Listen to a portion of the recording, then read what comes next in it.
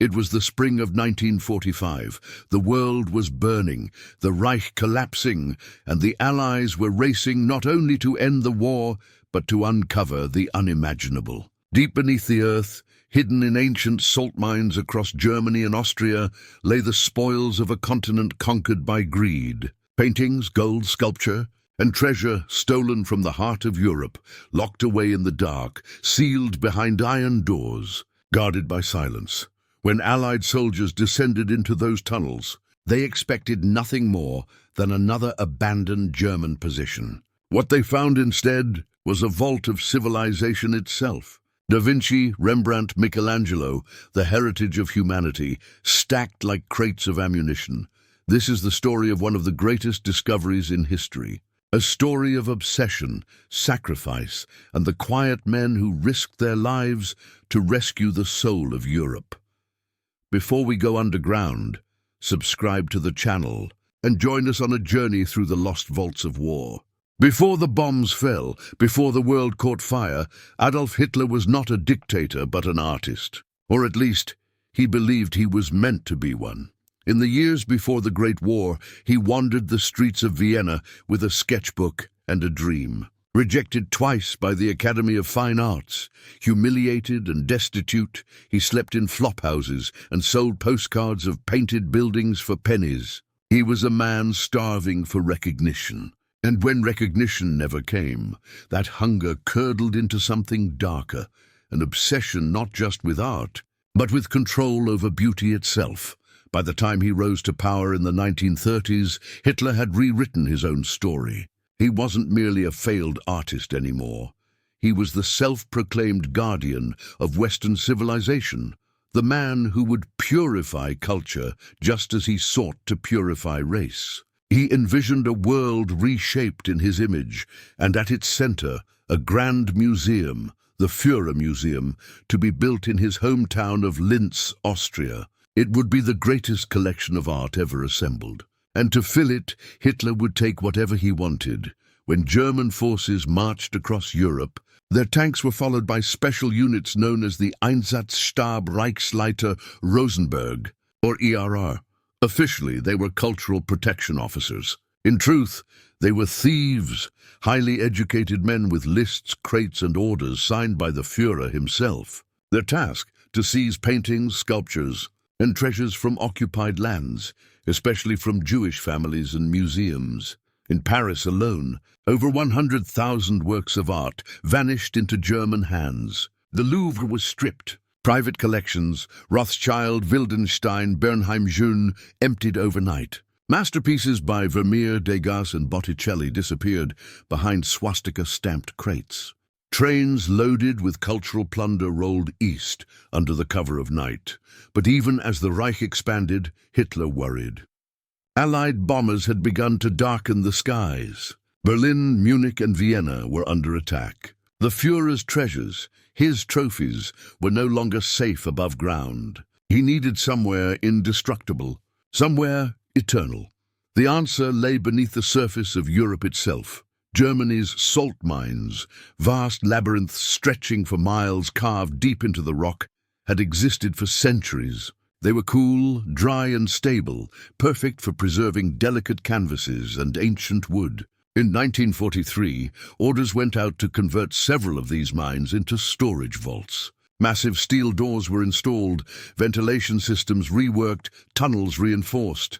To the locals, it was just another military operation. But inside, the Nazis were burying the soul of a continent.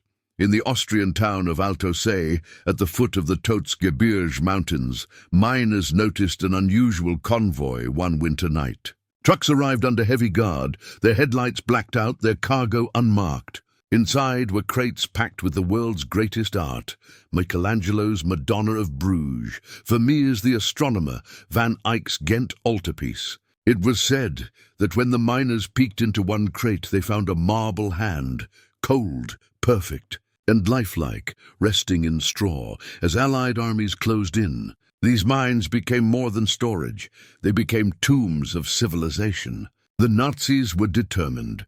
If they could not win the war, they would not let their enemies inherit its spoils. Explosives were wired into the tunnels. Destruction orders were drafted, and yet no one outside the Nazi inner circle knew the full extent of what was hidden below. To the world above, these mines were myths, rumors whispered among refugees and soldiers alike, but soon Allied intelligence would stumble upon a clue. A captured document, a map, a name, and the race to find the Nazi loot would begin. Spring 1945. The snow still clung to the Austrian peaks, even as the Third Reich crumbled in the valleys below. American and British troops were advancing from the west, the Soviets from the east. In the chaos of surrender and retreat, strange whispers reached Allied intelligence, rumors of hidden vaults in the mountains, guarded by desperate men who refused to yield.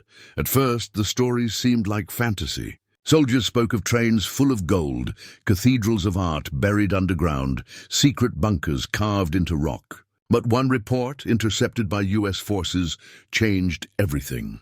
It mentioned a mine in the Salzkammergut region, Altusee, and a list of special cargo evacuated from Munich and Vienna. The report bore the stamp of the Kunstschutz, the Nazi Art Protection Office, and the signature of a high-ranking officer close to Hermann Göring himself. To the Allies, it was enough. A small reconnaissance team was dispatched, led by Major Robert Posey of the U.S. Army Corps of Engineers and Sergeant Lincoln Kirstein, a young art historian turned soldier. They were part of a new and unconventional unit, the Monuments, Fine Arts, and Archives section, better known as the Monuments Men. Their mission wasn't to fight, but to save, to locate and preserve Europe's cultural heritage before it vanished into rubble or flames. When Posey's team reached Altusee, the village seemed untouched by war. Nestled among the mountains, it was a picture of tranquility, timber houses, quiet lakes, and the faint smell of pine. But beneath its calm surface, something sinister was hidden. Locals avoided the mine entrance. German trucks had been seen there for months, guarded by SS troops. Even now, though the war was nearly lost, explosives were being transported into the tunnels. The Americans approached cautiously. A cold wind blew through the valley as they entered the gaping mouth of the mine, a black, endless wound in the mountain. The air was heavy with salt and diesel. Their lamps flickered against the rough walls as they descended deeper and deeper, boots echoing on the damp stone. What they found first were the guards, Nazi officers who had abandoned their posts but not their weapons. Some surrendered, others refused. A few miners, terrified but defiant, stood between the soldiers and the tunnels beyond. One of them, a foreman named Emmerich Perschmüller, told Posey something that made his blood run cold. The mine, he said, was wired to explode. 8 massive bombs, each packed with enough dynamite to collapse the entire mountain, had been placed throughout the tunnels. The order had come from Berlin itself. If the Allies got too close, destroy everything. Art Gold men, it didn't matter. For a moment, Posey hesitated. If the detonations went off, the heritage of half of Europe would vanish forever. But the miners had other plans. They were Austrians, not fanatics, and they had decided to act. Defying the SS, they had quietly sabotaged the explosives, removing key detonators and hiding them. The art must live, one miner told the Americans.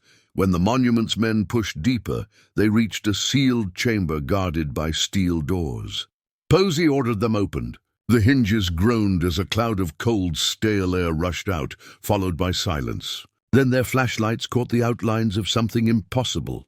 Rows upon rows of wooden crates filled the chamber, stacked to the ceiling. On some, labels were still legible: Vermeer, Michelangelo, Raphael. On others, simple numbers and swastikas. Nearby stood sculptures wrapped in linen, angels, saints, and emperors, their marble faces untouched by time. And there, in the dim light, rested the Ghent altarpiece, its panels gleaming faintly beneath layers of dust. For a long time, no one spoke. The soldiers understood they were standing not in a battlefield, but in a cathedral of stolen beauty. But the discovery was far from safe. Outside, SS remnants still roamed the valleys. Orders from Nazi command continued to circulate. And deeper in the mine, there were more chambers, sealed tighter, their contents unknown. Posey radioed headquarters. "We found something extraordinary." He didn't yet realize it was only the beginning. Inside the Altusee mine, time seemed to stand still. The war outside was ending. Germany's cities were in ruins, the Reich's leadership in chaos. But here, beneath layers of salt and silence, history itself was waiting to be reborn. Major Robert Posey and Sergeant Lincoln Kirstein stood amid what could only be described as a subterranean museum, a vault built on theft and obsession. The temperature never changed. The air was perfectly dry, and the light from their lamps flickered across the names of geniuses long dead. In that stillness, Posey finally understood the scale of Hitler's ambition.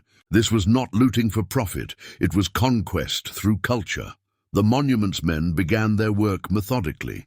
Every crate, every sculpture, every canvas was tagged, recorded, and photographed.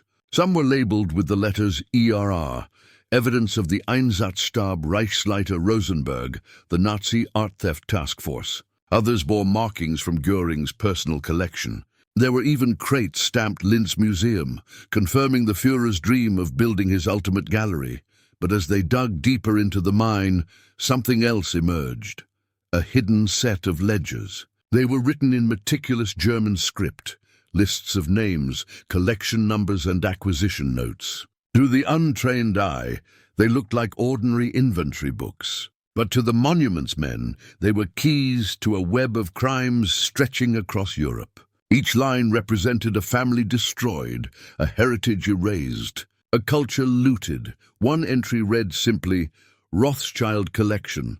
Paris, 327 items, including Fragonard Watteau and Degas. Another, Bernheim Jeune Gallery, Modern Works, confiscated for degeneracy. Kirstein, who had once studied art in New York, read the names silently, his voice breaking as he whispered, "These aren't just objects. These are people's lives." For weeks the team worked in secrecy. Word of the mine's contents was kept classified. Too many in post-war Europe were desperate for gold, paintings, or revenge. The monuments men were custodians of a fragile truth, one that could easily be corrupted.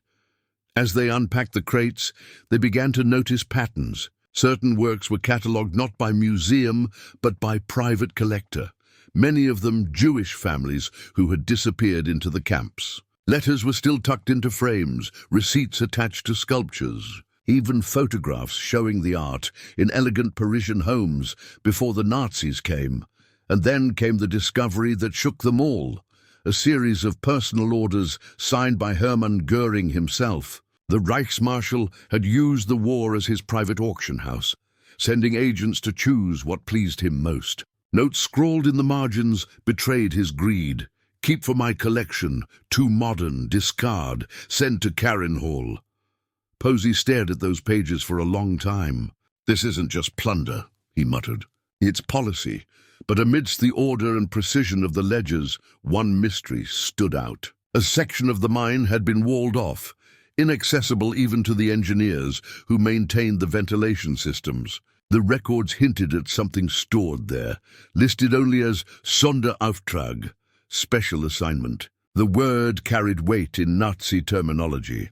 It meant something of extraordinary importance, often something secret. The miners who helped guide the team refused to go near that part of the tunnels. "It's cursed," one said quietly. They said only the SS could enter. When Posey relayed this to headquarters, the message was clear: investigate. But as they prepared to break through the sealed chamber, the power flickered. Somewhere deep inside the mine, a distant rumble echoed, like the sound of machinery still running. Even though the war above was ending, Kirstein looked to Posey. "If they hid something here," he said, "it wasn't meant to be found." And as their tools struck the stone, the temperature seemed to drop. Dust fell from the ceiling like snow. Behind that wall the past was waiting, and it was not finished speaking. The pounding of sledgehammers echoed through the tunnels like distant thunder. The monuments men, joined by a handful of Austrian miners, worked by the light of flickering lamps, their breaths visible in the cold air. Dust and salt stung their eyes as they chipped away at the stone wall that sealed the Sonderauftrag chamber, Hitler's special assignment. No one knew what waited on the other side. Each strike brought them closer to a secret buried for years. Some believed they'd find gold or jewels. Others whispered of hidden weapons, chemical caches, or even the remains of the Führer's failed experiments. The mine was a maze of rumors and shadows, and the deeper they dug, the more the silence pressed in. Finally, after hours of labor, the wall gave way. A cold wind rushed out, smelling of oil and dust, carrying with it a faint metallic tang. When the lamps were raised, the light revealed an enormous chamber stretching into darkness. Wooden beams creaked under the weight of the mountain above. Inside, there were crates, hundreds of them, but these were different. They bore no markings, no labels. The wood was darker, older, and among them were objects draped in heavy black cloths, arranged almost ritualistically along the walls. Sergeant Lincoln Kirstein lifted one of the covers. Beneath it stood a massive bronze sculpture, its surface gleaming like fire. It was the Horse Tamers by Arno Breker, Hitler's favorite sculptor, known for his towering depictions of Aryan strength. Nearby were more of Breker's works, naked, idealized figures, meant to embody the Nazi vision of perfection. But this was not a mere collection of art, it was an altar to ideology. In one corner, they found a stone pedestal engraved with the eagle and swastika, flanked by torches still set in iron brackets. This chamber was more than storage, it was a shrine. Posey realized that what they had found was the core of the Führer Museum's sacred reserve. A space intended for the most ideologically pure works, the ones that would define the new culture of a Nazi Europe. Then they discovered something else. Behind a false wall within the chamber, hidden beneath loose boards, was a stack of iron boxes sealed with wax. Inside were ledgers, maps, and small velvet bags filled with coins and jewels. The documents detailed shipments not only of art, but also of gold, melted down from Jewish possessions, wedding rings, and religious artifacts. Each bag was marked with initials, some still legible, others worn away. Kirstein whispered, "These aren't just treasures." Their lives melted into metal. As they catalogued the boxes, a miner approached nervously. He held something in his trembling hands, a detonator cap. "These are everywhere," he said. They were planning to blow it all. The realization hit them hard. If the SS had not been stopped, the chamber and everything inside would have been obliterated. In those final days of the war, Hitler had issued a desperate order, the Nero Decree, to destroy all infrastructure, art and resources to prevent them from falling into Allied hands. Eltassi had been marked for annihilation, but in a twist of fate, it was the courage of the local miners that saved it. When SS officers brought in the explosives, the miners had sabotaged the detonations, removing the fuses and hiding them deep within the tunnels. They risked execution to preserve what the Nazis sought to destroy. As Posey looked around the chamber, he felt a strange mixture of awe and sorrow. The Nazis had built their empire on lies and vanity, yet within these walls, the beauty they tried to claim for themselves had outlasted them. The marble faces of saints and angels seemed to watch silently as the empire that worshipped them crumbled to dust. But as the Americans prepared to seal and secure the chamber, a new message arrived from headquarters. Soviet forces were advancing faster than expected, and they were headed toward the Austrian Alps. The Russians had their own orders to seize any German-held treasure as reparations. Posey and Kirstein exchanged a grim look. The Allies had won the war, but the battle over what remained was just beginning, and somewhere deeper in the mine, beyond the chambers they had explored, there were still sealed passages, ones even the miners had never entered. Something else was still buried in the salt. The air in Altersee crackled with tension. Outside the mine, the alpine spring was beginning to thaw the snow, but inside the tunnels remained cold, damp, and heavy with uncertainty. The war was almost over. Hitler was dead, Berlin had fallen, but for the Monuments men, the real battle had just begun. Major Robert Posey stood at the mouth of the mine with a radio pressed to his ear. The message came through in bursts of static. Soviet advance confirmed. Units moving west. You have 72 hours, 3 days. That was all the time they had to secure and remove thousands of priceless works of art before the Red Army reached Altosse. To the Americans, the discovery was a sacred duty, preserving the heritage of Europe. To the Soviets, it was something else entirely: reparations. They had lost more than 20 million lives, and Stalin intended to take his compensation, not in treaties, but in treasure. Every masterpiece in the mines would be viewed as payment for the blood spilled in Leningrad and Stalingrad. Posey knew that once the Russians arrived, the collection would disappear into the east, into vaults, into museums, or into private hands where it would never be seen again. So, in the flickering half-light of the tunnels, the Monuments Men began an operation unlike any other in history, the largest rescue of art ever attempted in wartime.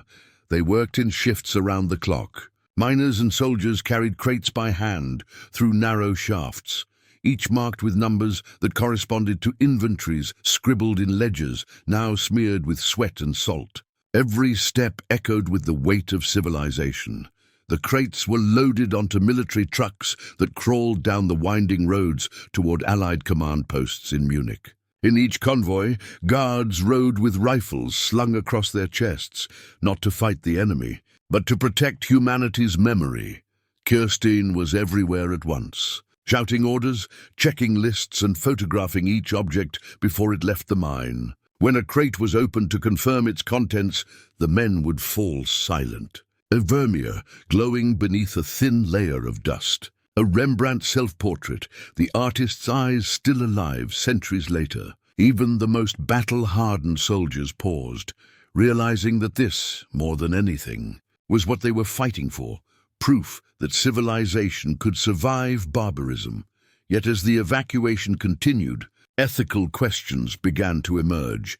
A British officer asked, "Who do these belong to now? The nations, the families, or us for saving them?" No one answered. The art had been stolen, hidden, and nearly destroyed. Its rightful owners were scattered, many dead, their homes obliterated. Returning these treasures would take decades, and some might never find their way back. As the trucks rolled out one by one, Posey stood near the mine entrance and watched the last rays of sunlight spill across the crates. He felt the weight of the paradox pressing on him. To save art, they had to claim it once more, to become the very thing they had fought against.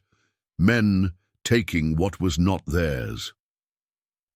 Then came another complication. Late one night, a miner rushed to Posey with a warning. Soviet scouts had been spotted in nearby Bad Ischl, less than 30 miles away. The Americans had to decide whether to continue loading or to destroy the mine entrances to prevent access.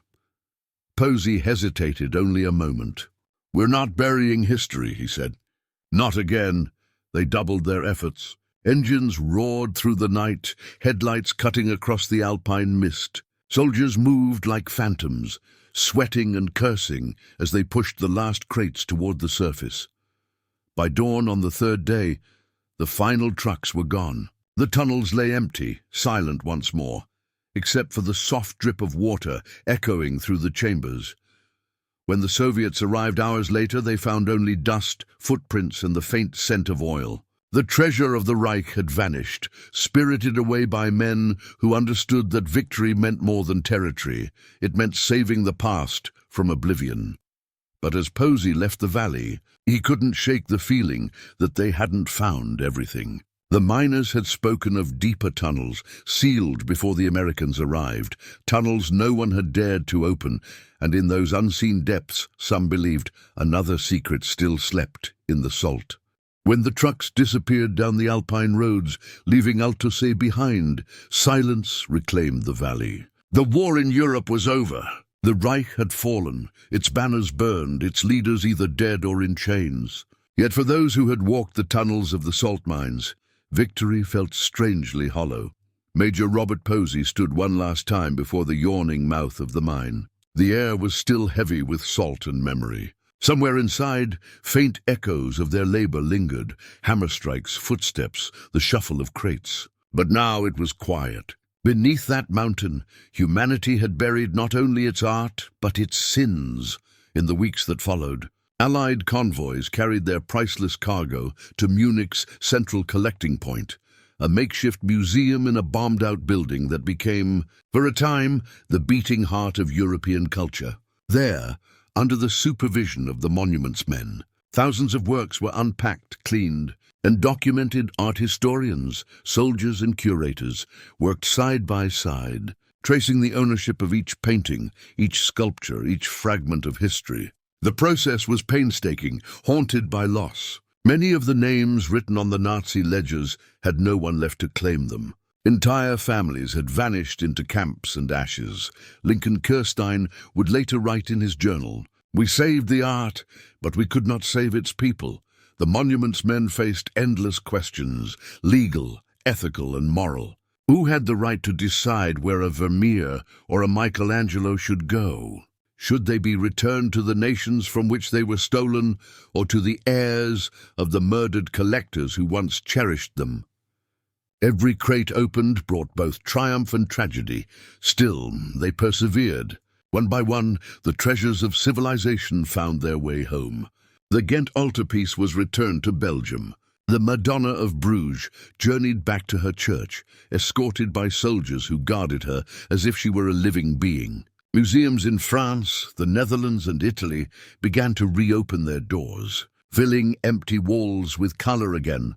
But not everything was found. Some shipments vanished in the final days of the war, lost in transit or seized by opportunists. Rumors spread of secret caches buried deeper in the Austrian Alps, vaults that had never been mapped, containing not art, but gold, Nazi bank reserves, jewels, even documents detailing accounts hidden in Swiss banks. The Soviet archives later confirmed that several tons of bullion and stolen currency were recovered in other mines, though much of it was quietly absorbed into the machinery of post-war politics. For decades, treasure hunters and historians would return to Altusee, searching for the missing chamber. Most found nothing, but a few swore they had seen signs, collapsed tunnels, sealed shafts, remnants of old crates beneath the rock. The legend of the lost Nazi gold was born there, amid the salt and silence. Yet perhaps the greatest treasure left behind was not gold at all. It was the legacy of those who chose to protect beauty when the world had forgotten it. The monuments men were not soldiers of conquest. They carried rifles, yes, but their true weapon was conviction. In the face of ruin, they believed that art mattered, that the story of humanity was worth saving, even as humanity itself tore itself apart.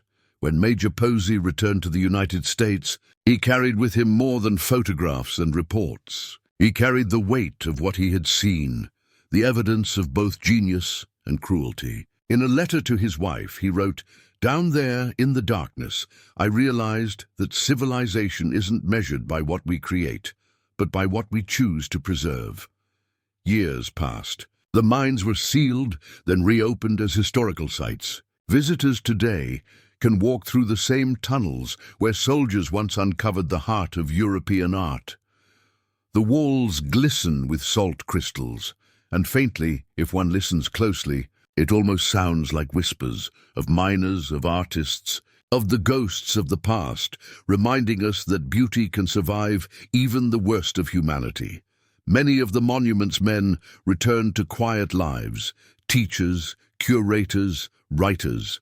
Some never spoke of what they saw. Others dedicated the rest of their lives to tracking down the stolen works that never came home. Their efforts continued well into the 21st century, leading to restitutions that still make headlines today. Each painting returned is more than a work of art. It is an act of remembrance. As the years stretched on, historians began to understand that the discovery at Altusee was not just about art, it was about identity. The Nazis had tried to rewrite history through possession, to claim beauty as proof of superiority. But when their empire collapsed, it was those same treasures, painted, carved, and created by the diversity of humankind, that exposed the lie. In the end, What the monuments men rescued was not simply Europe's masterpieces. They rescued its conscience, and yet somewhere in the depths of the Austrian mountains, beneath layers of rock and silence, there are still passages that remain uncharted. Some say they hold nothing but stone. Others believe they conceal the last remnants of a stolen world, a hidden archive, a lost masterpiece, perhaps even the final secret of a war that refuses to end. The truth may never be fully unearthed. But every time a painting is returned, a sculpture restored, or a story remembered, a small part of that buried light rises again to the surface. So, the next time you stand before a masterpiece, whether in a museum or on a screen, remember that once men crawled through darkness to save it. They risked their lives for brushstrokes, for marble, for the fragile belief that beauty can outlast brutality, because in those salt mines, surrounded by the relics of civilization, the Allies didn't just find stolen art. They found proof that humanity, even at its darkest hour, could still choose to protect what is good. If this story moved you, share your thoughts in the comments below. Do you think there are still lost vaults hidden beneath the Alps? And don't forget, subscribe to the channel to uncover more forgotten chapters of history, where courage, mystery, and truth meet in the shadows of the past.